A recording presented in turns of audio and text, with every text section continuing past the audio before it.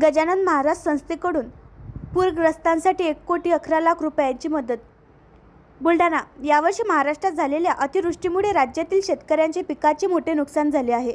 अनेक जिल्ह्यांमध्ये पुराचे धोकादायक पाणी गेले, घराची हानी झाली आणि शेतकऱ्यांच्या उपजीविकेला मोठा धक्का निर्माण झाला. अशा परिस्थितीत पूरग्रस्तांच्या मदतीसाठी शासनाने मदतीचा अहवाल केले होते.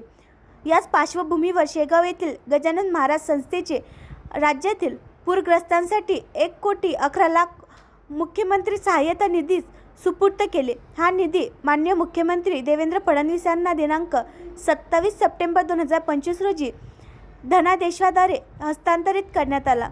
संस्थांच्या या भरीव योगदानामुळे फक्त आर्थिक मदत नाही तर सामाजिक बांधिलकीही जपली झाली आहे.